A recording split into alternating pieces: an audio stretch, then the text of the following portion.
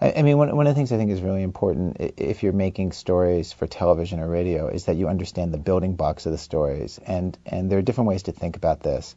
One of the things you don't want to do is you don't want to think about it the way that you learned in high school, which is in high school we're all taught that the way that you write is that there's like a topic sentence and then there's like the facts which fill out the argument. In broadcasting, it's completely different. In broadcasting, I think you have two basic building blocks, and they're very powerful, and you can use them as you will.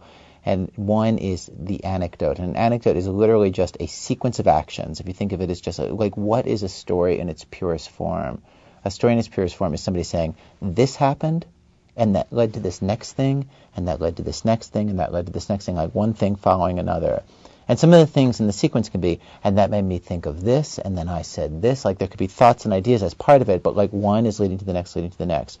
And the power of the anecdote is so great that no matter how, in a way, like no matter how boring the material is, if it's in a story form where there's an anecdote happening, and then he said this to me, and then I went here, and then I came downstairs, and I thought, like, what the hell?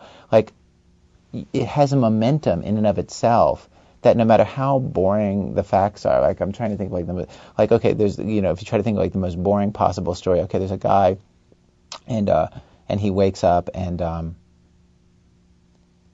he's lying there in bed, and the house is very, very quiet, just unearthly quiet. And so he sits up, and he puts his feet on the floor, and he walks to the door of his bedroom, and again, just very, very quiet. Walks down the stairs, looks around, just unusually quiet.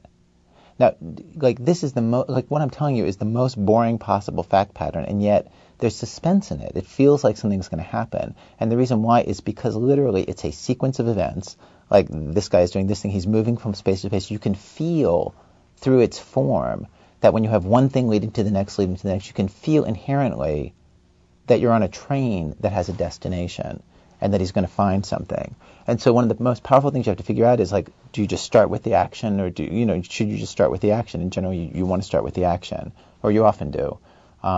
So that's one of your building blocks. The other thing that little anecdote has is that it's raising a question from the beginning. And that's the other thing that you want bait.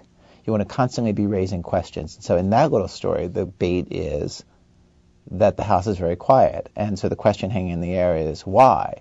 And it's implied that any question you raise, you're going to answer. And so again, that's another thing you want to manipulate. You want to be constantly raising questions and answering them from the beginning of the story. And that the whole shape of a story is that you're throwing out questions to keep people watching or listening, and then answering them along the way. Okay, so you have the building block, which is like the actual sequence of actions, the anecdote part of it. This thing happened, and then this thing, and then this thing. That's one building block. Then the other big building block, your other tool, is that you have a moment of reflection. And by that I mean, at some point, somebody's got to say, here's why the hell you're listening to this story. Like, here's the point of the story. Here's the bigger something that we're driving at. Here's why I'm wasting your time with all this. And one of the things that's very, very unfortunate for people who are launching into the kinds of jobs that all the people who are making video pods are launching into, one of the things that's so very sad, and it's like the bane of my existence, and it's the bane of anybody's existence who does this kind of work, is that often, you have the two parts of this, the two parts of the structure. You've got the anecdote and you've got the moment of reflection. And often you'll have an anecdote which just kills. It's just so interesting. Like, this thing happens and it leads to the next and it leads to the next, and it's so surprising, and so many things happen. You meet these great characters and it means absolutely nothing. Like, it's just completely predictable. It doesn't tell you anything new. And so that's one huge problem. And then the other huge problem is you've got a kind of boring set of facts, or boring story, right? That actually, like, somebody actually has something kind of interesting to say about it. And so actually, I think a lot of us, when we're beginning, we get caught in the problem of, we know we've got something here. We know that there's something here that's kind of compelling, but it just doesn't seem to be coming together. And often it's your job to be kind of ruthless and to understand that either you don't have a sequence of actions, you don't have the story part that works, or you don't have a moment of reflection that works. And you're going to need both. And in a good story, you're going to flip back and forth between the two. Like, there'll be a little bit of action, and then someone will say something about it, and there'll be a little more action, and someone will say something.